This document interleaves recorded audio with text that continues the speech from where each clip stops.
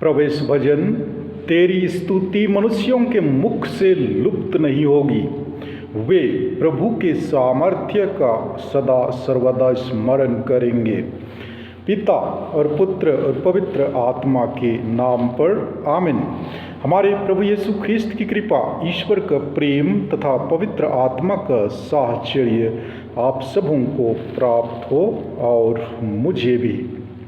प्यारे भाइयों बहनों, आज हम क्रूस के निकट धन्य कुमारी मरियम की मध्यस्थता द्वारा प्रभु यीशु ख्रिस्त से प्रार्थना करें कि ईश्वर हमें ऐसी कृपा प्रदान करें कि हम क्रूस की शक्ति को पहचानने में समर्थ हो सकें। जी हाँ, उस पवित्र क्रूस की जिसमें हमारे मुक्तिदाता प्रभु यीशु टंगे थे, हम उस पर विश्वास करें कि उसी क्रूस से हमारी पाप क्षमा एवं मुक्ति की धारा फूट निकलती है।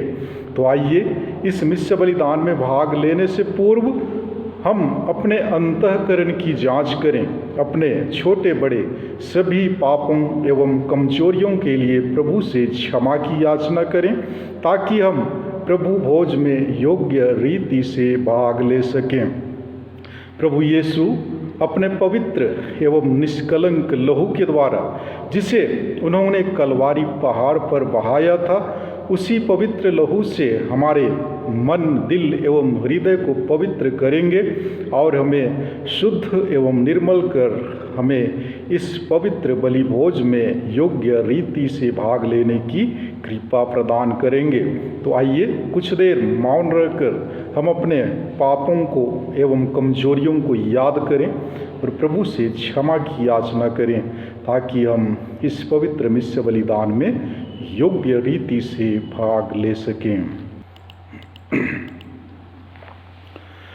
हम सब मिलकर बोले, हे भाइयों और बहनों, मैं सर्वशक्तिमान ईश्वर और आप लोगों के सामने स्वीकार करता हूँ कि मैंने मन, वचन और कर्म से और अपना कर्तव्य पूरा न करने से बार बार पाप किया है। मैं अपना दोष स्वीकार करता हूँ। इसलिए मैं धन्य कुमारी मरियम से, सब स्वर्गदूतों, सब संतों और आप लोगों से, हे भाइयों और बहनों, विनती करता हूँ कि आप लोग मेरे लिए प्रभु ईश्वर से प्रार्थना करें। सर्वशक्तिमान ईश्वर हम लोगों पर दया करें, हमारे पाप क्षमा कर हमें अनंत जीवन प्रदान करे। आमीन। हे प्रभु दया कर, हे प्रभु दया कर, हे ख्रिस्त दया कर, हे ख्रिस्त दया कर, हे प्रभु दया कर। हम प्रार्थना करें।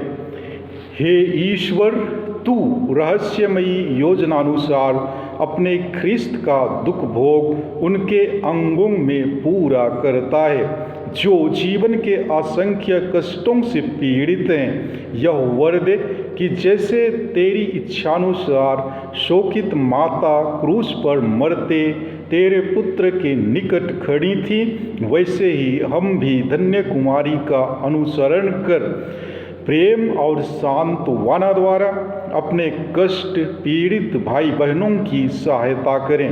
अपने प्रभु तेरे पुत्र यीशु ख्रिस्त के द्वारा, जो तेरे तथा पवित्र आत्मा के साथ एक ईश्वर होकर युगानुयुग जीते और राज्य करते हैं। आमीन।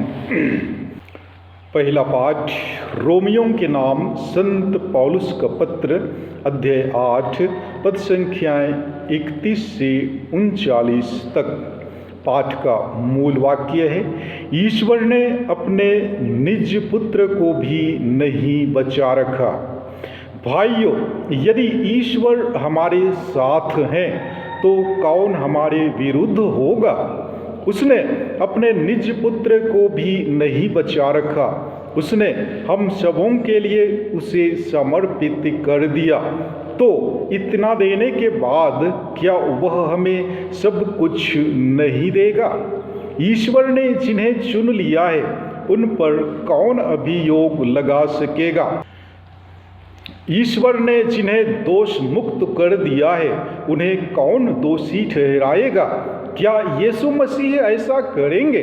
वह तो मर गए, बल्कि जी उठे और ईश्वर के दाहिने विराजमान होकर हमारे लिए प्रार्थना करते रहते हैं। कौन हमको मसीह के प्रेम से वंचित कर सकता है? क्या विपत्ति या संकट, क्या अत्याचार, भूख, नग्नता, जोखिम या तलवार? जैसा कि धर्म ग्रंथ में लिखा है, तेरे कारण दिन भर हमारा वध किया जाता है। वध होने वाली भेड़ों में हमारी गिनती हुई, किंतु इन सब बातों पर हम उन्हीं के द्वारा सहज ही विजय प्राप्त करते हैं जिन्होंने हमें प्यार किया है। मुझे दृढ़ विश्वास है कि ना तो मरण या जीवन, न स्वर्गदूत या नरकदूत, न वर्तमान या भविष्य, न आकाश या पाताल की कोई शक्ति और न समस्त सृष्टि में कोई या कुछ हमें ईश्वर के उस प्रेम से वंचित कर सकता है जो हमें हमारे प्रभु यीशु मसीह द्वारा मिला है। प्रभु की वाणी। ईश्वर को धन्यवाद। अनुवाक्य आप लोगों का जवाब है, मैंने अपने संकट में प्रभु की दुहाई दी। हे प्रभु, मैं तुझे प्यार करता हूँ। तू मेरा बल है, तू मेरी चट्टान और मेरा गढ़ है। तूने मेरा उद्धार किया है। अनुवाक्य मैंने अपने संकट में प्रभु की दुहाई दी। वही मेरी चट्टान है जहाँ मुझे शरण मिलती है। वही मेरी ढाल और मेरा शक्तिशाली सहायक है। धन्य है प्रभु, मैंने उसे पुकारा और उसने मुझे शत्रुओं से बचा लिया। अनुवाक्य मैंने अपने संकट में प्रभु की दुहाई दी। मैं मृत्यु के भंवर में पड़ गया था। मैं विनाश की प्रचंड धारा में बह गया था। मैं अधोलोक के जाल में फंस गया था। मैं मृत्यु के शिकार हो रहा था। अनुवाक्य मैंने अपने संकट में प्रभु की दुहाई दी। मैंने अपने संकट में प्रभु को पुकारा। मैंने अपने ईश्वर की दुहाई दी। उसने अपने मंदिर में मेरी पुकार सुनी। मेरी दुहाई उसके कान तक पहुंची। अनुवाक्य मैंने अपने संकट में प्रभु की दुहाई दी। जय घोष। Hallelujah, hallelujah.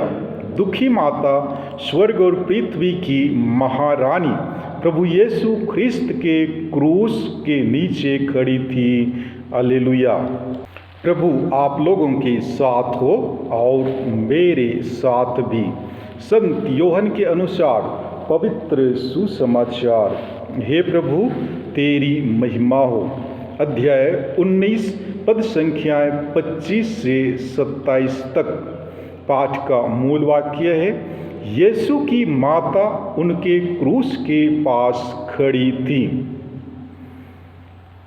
यीशु की माता, उसकी बहन क्लोपस की पत्नी मरियम और मरियम मगदलेना उनके क्रूस के पास खड़ी थीं। यीशु ने अपनी माता को और उसके पास अपने शिष्य को देखा जिसे वह प्यार करते थे। उन्होंने अपनी माता से कहा, भद्रे, यह आपका पुत्र है। इसके बाद उन्होंने उस शिष्य से कहा, यह तुम्हारी माता है। उस समय से उस शिष्य ने उसे अपने यहाँ आश्रय दिया। प्रभु का सुसमाचार। हे ख्रिस्त, तेरी स्तुति हो। प्यारे भाइयों बहनों, आज के पहले पाठ द्वारा संत पौलुस रोमियों से कहते हैं कि यदि ईश्वर हमारे साथ है तो कौन हमारे विरुद्ध हो सकता है। आज के इस युग में हमें हमेशा यही चिंता रहती है कि भविष्य में क्या होगा, हमारा घर परिवार कैसे होगा, हमारे बच्चे कैसे होंगे। इस तरह के सवाल दिन रात हमें सताते रहते हैं। इसीलिए संत पौलुस हमें आश्वासन देते हुए कहते हैं कि यदि ईश्वर हमारे साथ है तो कौन हमारा विरोध होगा। जी हाँ, संत पौलुस का यह कथन एकदम सच है। इसमें वाद विवाद या तर्क वितर्क करने लायक कोई सवाल पैदा नहीं होता है। संत पौलुस कहते हैं कि ईश्वर पिता ने अपने निज पुत्र को भी नहीं बचा रखा, उसने हम सबों के लिए उसे समर्पित कर दिया। तो इतना देने के बाद क्या वह हमें सब कुछ नहीं देगा? जी हाँ दोस्तों, अब्बा पिता ईश्वर ने हमारे प्रेम के खातिर अपने पुत्र यीशु को इस दुनिया में भेजा और यीशु ख्रिस्त मरण तक अपने पिता के प्रति आज्ञाकारी बनकर हमें ईश्वर के पुत्र पुत्रियां बनने का सौभाग्य प्रदान किया है। वही प्रभु यीशु ख्रिस्त हमें हर प्रकार के दुख तकलीफों एवं विपत्तियों से सुरक्षा प्रदान करते हैं। यदि हम प्रभु में जुड़े रहते हैं तो हमें किसी बात की चिंता नहीं होगी। जी हाँ, जैसे कि संत पौलुस आज के पहले पाठ में कहते हैं, कौन हमको मसीह के प्रेम से वंचित कर सकता है? क्या विपत्ति या संकट, क्या अत्याचार, भूख, नग्नता, जोखिम या तलवार? इन सभी बातों का हमारा जीवन में आना स्वाभाविक है, लेकिन सच्चाई तो यह है कि यदि हम पुनर्जीवित प्रभु पर विश्वास करते हैं, उनकी शिक्षा के अनुसार जीवन यापन करते हैं, हमारा विश्वास चट्टान की तरह मजबूत है, तो ईश्वर का प्रेम और शांति सदैव हमारे साथ बनी रहेगी। आज हम मां मरियम के आदर में प्रभु यीशु के प्रेम का समारोह मना रहे हैं। जी हाँ, उसी माता के आदर में जिन्होंने प्रभु के मृत्यु के समय क्रूस के निकट खड़ी होकर सारा दृश्य देख रही थी। यीशु ने अपनी माता से कहा, भद्रे, यह आपका पुत्र है। और इसके बाद उन्होंने अपने शिष्य से कहा, यह तुम्हारी माता है। प्रभु यीशु ख्रिस्त का अपनी माता को अपने प्यारे शिष्य योहन के सुपुर्द करना संपूर्ण मानव जाति को इंगित करता है। जी हाँ, जैसे कि सुसमाचार में प्रभु यीशु कहते हैं कि जो ईश्वर की इच्छा पूरी करता है वही है मेरा भाई, मेरी बहन और मेरी माता। आज हमें अपने जीवन पर मनन करने की आवश्यकता है कि क्या हम यीशु के भाई बहन कहलाने के योग्य हैं। उन्होंने तो अपना लहू बहाकर हमें भाई बहन बनने का दर्जा प्रदान किया, लेकिन क्या हम उनके भाई बहन कहलाने के योग्य हैं? यदि नहीं तो क्यों? क्योंकि हम ईश्वर की इच्छा पूरी नहीं करते हैं। अतः हमें ईश्वर की इच्छा को जानने की जरूरत है। जी हाँ, जिस प्रकार मां मरियम प्रभु ईश्वर की इच्छा को, उनकी योजना को पहचानी और मुक्तिदाता की मां बनने के लिए मंजूरी दी, उसी प्रकार हमें भी ईश्वरीय योजना, उनकी इच्छा को जानने एवं पहचानने की जरूरत है। लेकिन सवाल आता है कि हम ईश्वर की इच्छा को या योजना को कैसे जानेंगे? इसके लिए हमें मां मरियम के समान जीवन यापन करने की आवश्यकता है। जी हाँ, जिस प्रकार मां मरियम प्रार्थना में जीवन यापन करती थी, ईश्वर के वचनों को मनन चिंतन करती थी, उसी प्रकार हमें भी जीवन यापन करने की आवश्यकता है। जब हम मां मरियम के जीवन पर मनन करते हैं तो हमें ज्ञात होता है कि वह प्रभु की दासी थी। दासी अर्थात प्रभु के आज्ञाओं के अनुसार जीवन यापन करती थी। इसीलिए तो उन्होंने अपने जीवन का परवाह किए बिना मुक्तिदाता प्रभु यीशु की मां बनने के लिए राजी हुई। संत लूकस के सुसमाचार अध्याय 1 पद संख्या 38 में हम पढ़ते हैं, जहां मरियम कहती है, देखिए मैं प्रभु की दासी हूं, आपका कथन मुझ में पूरा हो जाए। यहाँ पर माँ मरियम के वचनों से स्पष्ट होता है कि सच में उसने अपने जीवन की परवाह नहीं की। जी हाँ प्यारे मसीही विश्वासियों, उस जमाने में ऐसा नियम था कि जो भी स्त्री व्यभिचार करते हुए पकड़ी जाती थी उसे चौराहे पर ले जाकर पत्थरों से मार डाला जाता था। और माँ मरियम की बात करें तो वह यह सब जानते हुए भी ईश्वर की इच्छा को अस्वीकार नहीं की। यद्यपि उसने व्यभिचार नहीं किया, लेकिन 4-5 महीने बाद जब उसके गर्भवती होने की बात समाज में फैलती तो क्या होता। लेकिन माँ मरियम ईश्वर पर भरोसा रखती थी। वह जानती थी कि यदि ईश्वर मेरे साथ है तो कौन मेरे विरुद्ध हो सकता है। और वह मूसा के नियमों को भी अच्छी तरह से जानती थी कि यदि वह समाज के सामने गर्भवती पाई गई तो उसके साथ क्या होने वाला है। लेकिन यह सब जानते हुए भी माँ बनने के लिए राजी हो जाती हैं। प्यारे मसीह विश्वासियों, माँ मरियम सचमुच सभी नारियों में धन्य है, क्योंकि वह ईश्वर की सच्ची शिष्य थी। हम जानते हैं कि एक गुरु और शिष्य के बीच कैसे संबंध होने चाहिए। शिष्य का कर्तव्य है कि वह अपने गुरु के आज्ञाओं का पालन करे और उसकी शिक्षा के अनुरूप जीवन यापन करे। यह सारे गुण माँ मरियम में देखे जाते हैं। जिस तरह अब्बा पिता ने मानव प्रेम के खातिर अपने इकलौते पुत्र को इस दुनिया के लिए अर्पित किया, उसी तरह माँ मरियम ने भी अपने प्यारे बेटे यीशु को मानव जाति के लिए अर्पित कर दिया। यही कारण है कि प्रभु यीशु क्रूस के नीचे खड़ी माँ मरियम से कहा कि भद्रे देख ये तेरा पुत्र है, और अपने शिष्य से कहा देख ये तेरी माता है। तब से योहन माँ मरियम को अपने पास ले गया और उसी दिन से माँ मरियम संपूर्ण मानव जाति की माँ बन जाती हैं। पुराने विधान में आदम तथा हेवा के अवज्ञाकारी के कारण पाप और मृत्यु आई, और नए विधान में यीशु तथा मरियम के आज्ञाकारिता के कारण पाप और मृत्यु पर विजय प्राप्त होती है। आज हमें मनन चिंतन करने की आवश्यकता है कि हम किसके बेटे बेटियां हैं, पुराने विधान के आदम हेवा या फिर नए नियम की माँ मरियम के पुत्र पुत्रियां।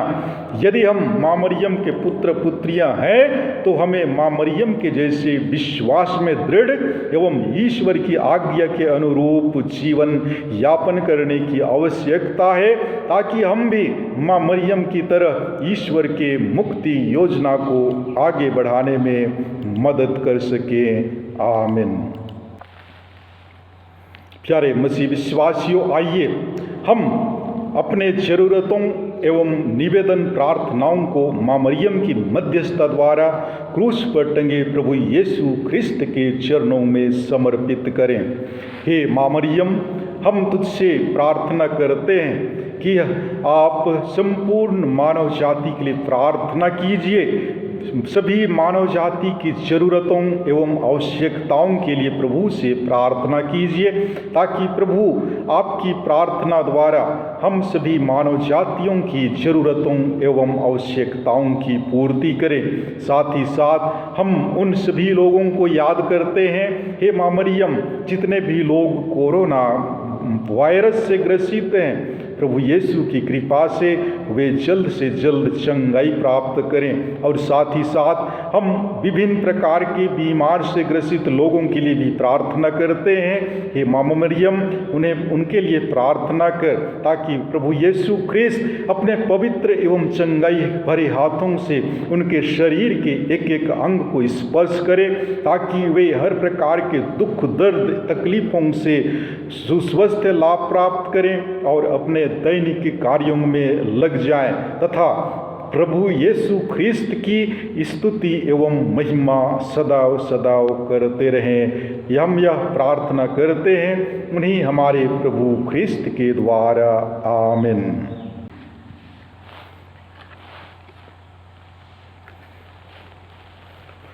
धन्य है तू विश्व के प्रभु ईश्वर, यह रोटी जिसे हम तुझे चढ़ाते हैं हमें तेरी उदारता से मिली है। यह पृथ्वी की उपज है और मनुष्य के परिश्रम का फल, यह हमारे लिए जीवन की रोटी बन जाएंगी।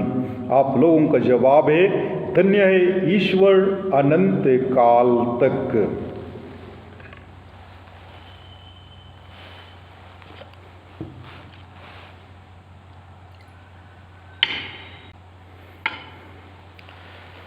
धन्य है तू विश्व के प्रभु ईश्वर, यह अंगूरी जिसे हम तुझे चढ़ाते हैं हमें तेरी उदारता से मिली है। यह दाखलता की उपज है और मनुष्य के परिश्रम का फल, यह हमारे लिए आध्यात्मिक पेय बन जाएगी। आप लोगों का जवाब, धन्य है ईश्वर अनंत काल तक।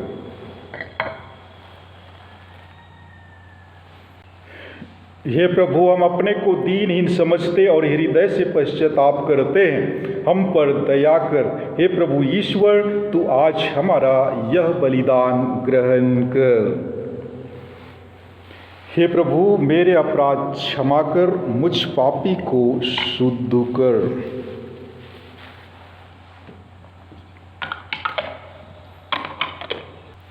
भाइयों और बहनों, प्रार्थना कीजिए कि सर्वशक्तिमान पिता ईश्वर मेरा और आप लोगों का यह बलिदान ग्रहण करे।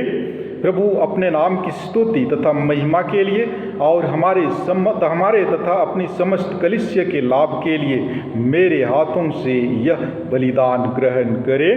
आमीन। प्रभु आप लोगों की साथ हो और मेरे साथ भी। प्रभु में मन लगाइए, हम प्रभु में मन लगाए हुए हैं। हम अपने प्रभु ईश्वर को धन्यवाद दें, यह उचित और आवश्यक है। हे प्रभु पावन पिता, सर्वशक्तिमान शाश्वत ईश्वर, यह सर्वथा उचित है, हमारा कर्तव्य तथा कल्याण है कि हम सदा और सर्वत्र अपने प्रभु ख्रिस्त के द्वारा तुझे धन्यवाद दें, क्योंकि अपनी पूर्व योजना के अनुसार तूने यह निर्धारित किया कि पुत्र के क्रूस के निकट विश्वस्त माता खड़ी रहकर प्राचीन प्रतीकों को यथार्थ रूप दे और जीवन के नए उदाहरण प्रस्तुत करें। वहाँ धन्य कुमारी नई हेवा के रूप में झलकती है कि जिस प्रकार एक नारी मृत्यु का कारण बनी, उसी प्रकार एक नारी ही जीवन देने में हाथ बटाए। वहाँ ख्रिस्त की मृत्यु से एकत्र किए गए मनुष्यों को मातृसुलभ प्रेम से ग्रहण कर मरियम सियोन की माता का रहस्य पूर्ण करती है।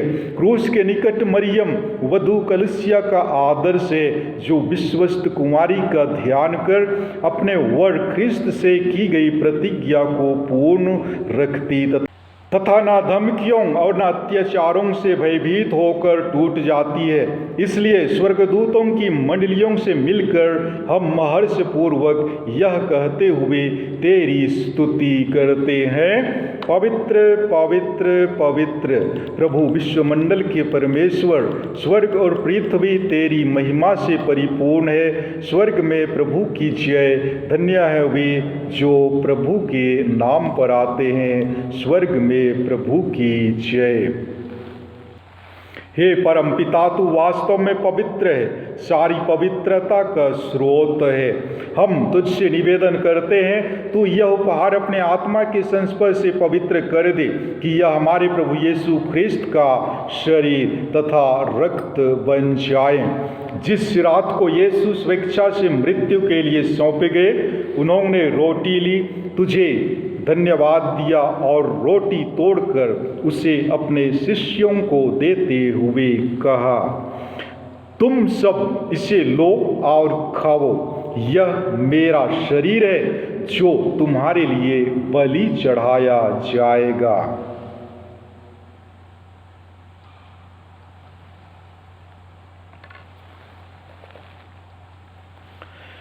इसी भांति भोजन के बाद उन्होंने कटोरा लिया, तुझे धन्यवाद दिया और उसे अपने शिष्यों को देते हुए कहा, तुम सब इसे लो और इसमें से पियो, यह मेरे रक्त का कटोरा है, नवीन और अनंत व्यवस्थान का रक्त जो तुम्हारे लिए और सबों के पापों की क्षमा के लिए बहाया जाएगा। तुम मेरी स्मृति में यह किया करो।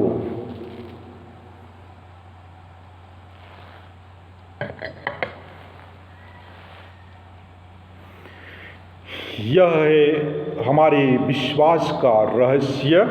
ख्रिस्त मर गए, ख्रिस्त जी उठे, ख्रिस्त महिमा के साथ फिर आएंगे।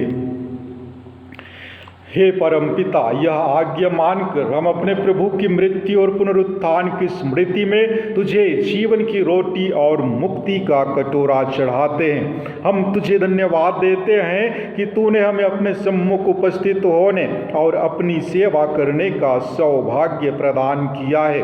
हमारा नम्र निवेदन है कि हम सब जो ख्रिस्त का शरीर तथा रक्त ग्रहण करते हैं, पवित्र आत्मा के द्वारा एकता के सूत्र में बंधे रहें।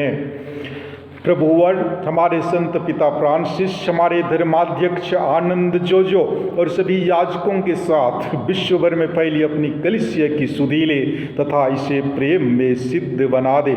हे प्रभु, हमारे उन भाई बहनों की भी सुधीले जो पुनरुत्थान की आशा में परलोक सिधार चुके हैं, उन्हें और सभी मृतकों को अपने पुण्य दर्शन का सौभाग्य प्रदान कर हम सब पर दया दृष्टि डाल कि हम भी अनंत जीवन के सहभागी बने और परमेश्वर की माता धन्य कुमारी मरियम, उसके धन्य वर संत योसेफ, प्रेरितगण और सब संतों के साथ जो युग युग में तेरे विश्वस्त सेवक बने रहें, तेरी स्तुति गान कर सकें तेरे पुत्र यीशु ख्रिस्त के द्वारा।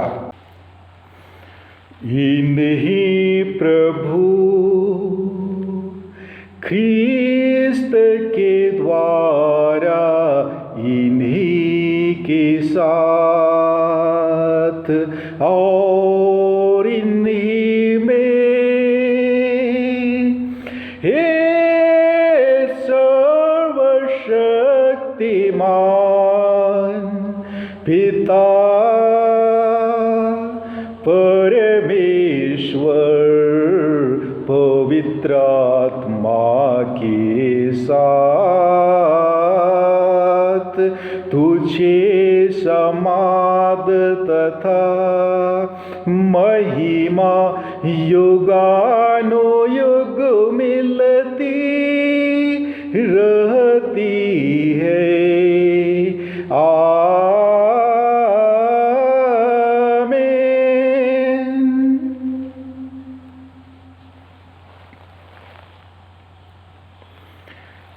हम सब मिलकर पिता ईश्वर से प्रार्थना करें जैसे प्रभु यीशु ने हमें सिखाया है।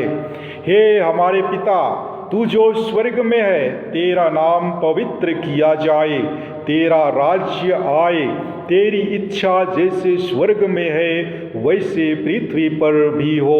हमारा प्रतिदिन का आहार आज हमें दे और हमारे अपराध हमें क्षमा कर जैसे हम भी अपने अपराधियों को क्षमा करते हैं, और हमें परीक्षा में न डाल परंतु बुराई से बचा।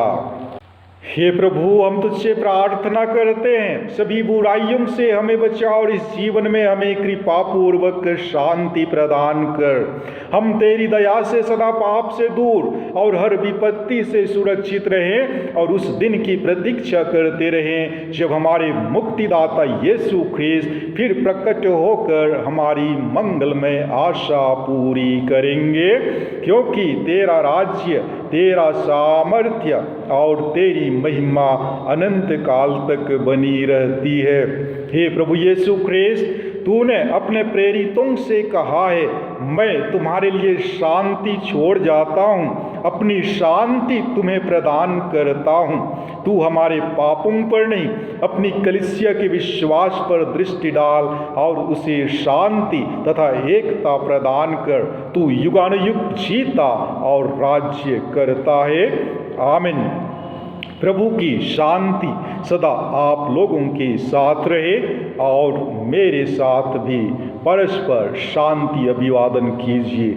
ख्रिस्त की शांति सदा आप लोगों के साथ बनी रहे। हम प्रभु यीशु ख्रिस्त के शरीर तथा रक्त का यह सम्मिश्रण ग्रहण करने वाले हैं। यह हमें अनंत जीवन प्रदान करे। हे ईश्वर के मेमने, तू संसार के पाप हर लेता है, हम पर दया कर। हे ईश्वर के मेमने, तू संसार के पाप हर लेता है, हम पर दया कर। हे ईश्वर के मेमने, तू संसार के पाप हर लेता है, हमें शांति प्रदान कर। हे प्रभु यीशु ख्रिस्त, जीवंत ईश्वर के पुत्र, तूने परम पिता की इच्छा के अनुसार और पवित्र आत्मा की सहयोग से अपनी मृत्यु द्वारा संसार को नव जीवन प्रदान किया है। अपने इस परम पावन शरीर तथा रक्त के द्वारा तू मेरे अपराध क्षमा कर और मुझे हर बुराई से बचा। मैं सदा तेरी आज्ञाओं का पालन करता रहूं और तुझसे कभी अलग ना हो जाऊं।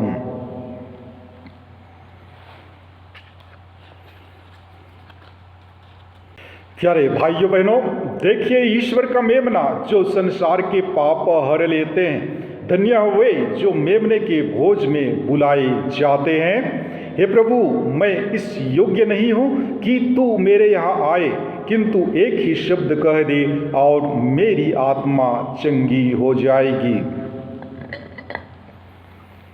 ख्रिस्त का शरीर और रक्त अनंत जीवन के लिए मेरी रक्षा करता रहे। आमीन।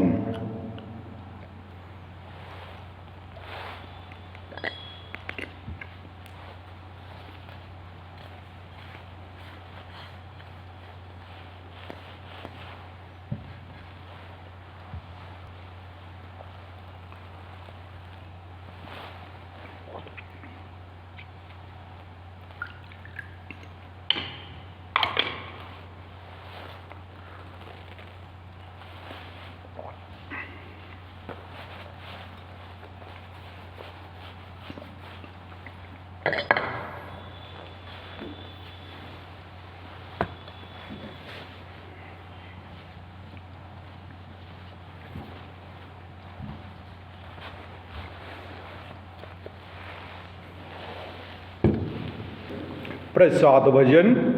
ख्रिस्त के दुख भोग में जो कमी रह गई है उसे मैं अपने शरीर में उनके शरीर अर्थात कलीसिया के हितार्थ पूरा करता हूँ। हम प्रार्थना करें। हे पिता ईश्वर, महायाजक ख्रिस्त ने अपनी दुखित माता के साथ क्रूस के बलिदान द्वारा हमारा उद्धार किया है। हम अनुनय विनय करते हैं कि सांत्वना दाता पवित्र आत्मा कलीसिया पर अपने वरदानों की वर्षा करे तथा समस्त राष्ट्रों में क्रूस द्वारा प्राप्त कृपाएं प्रवाहित करे। यही हमारी प्रार्थना है, इन्हीं प्रभु ख्रिस्त के द्वारा। आमीन। प्रभु आप लोगों के साथ हो और मेरे साथ भी। सर्वशक्तिमान ईश्वर पिता, पुत्र और पवित्र आत्मा का आशीर्वाद आप सबों पर उतरे और सदा बना रहे। आमीन। आप लोग विदा लें। प्रभु की शांति हमेशा आप लोगों के साथ रहे। ईश्वर को धन्यवाद।